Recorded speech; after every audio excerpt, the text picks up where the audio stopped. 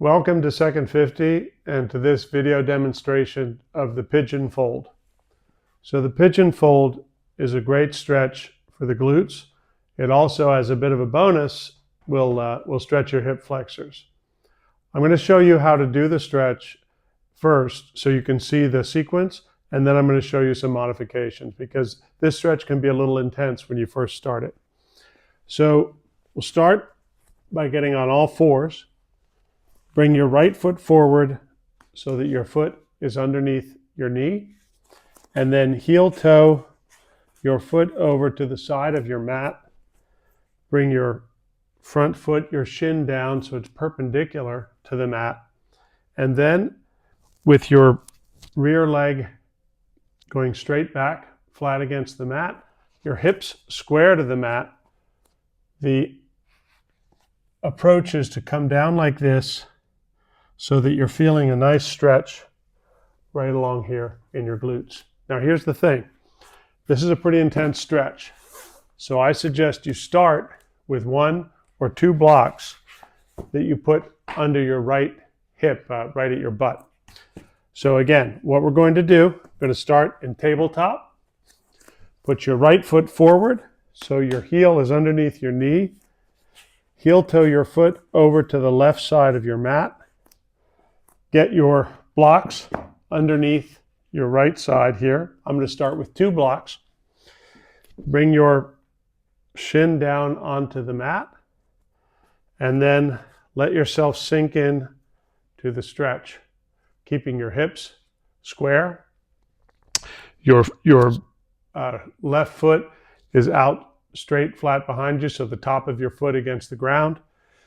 And then, depending on how you're feeling, you can begin to fold forward, pigeon fold forward until you feel a nice stretch of about 7 out of 10 in your right side.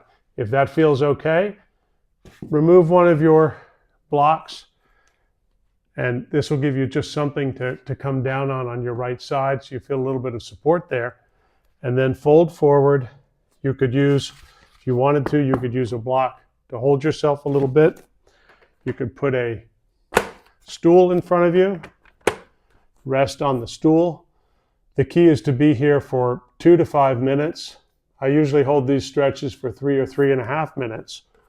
And if you're feeling good with the 1 block, you might remove the block altogether, which you'll be able to do as you've done this stretch for a couple of weeks. You'll find that you get a lot more mobility, a lot more flexibility. So your toes, I like to draw my toes in instead of having my toes out like that. I draw them in.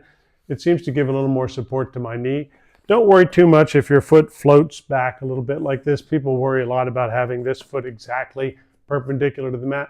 Doesn't matter that much. More important is to keep those hips square. You don't want to come over like this. You want to keep the hips square. I'd rather you have your hips square and put something underneath your right side like that and keep the hips square, and then go down slowly into this position, and then use your usual breathing. You breathe in for 4 through the nose and breathe out for 8 counts through the mouth. So in for 4 and out for 8.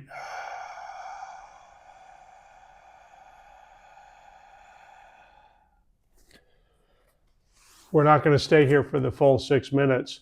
You can do that on your own. But what I want to show you again is how this looks from a different approach.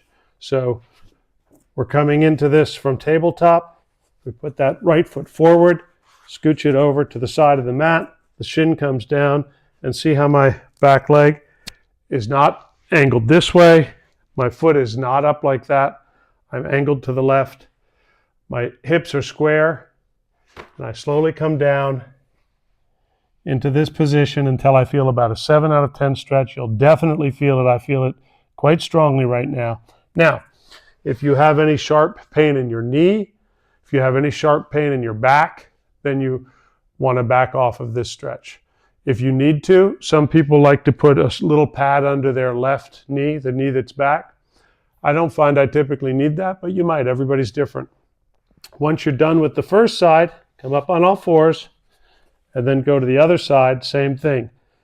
scoot that foot over, come down. You'll probably notice a difference from one side to the other. Usually one side is more tight than the other. That's the pigeon fold.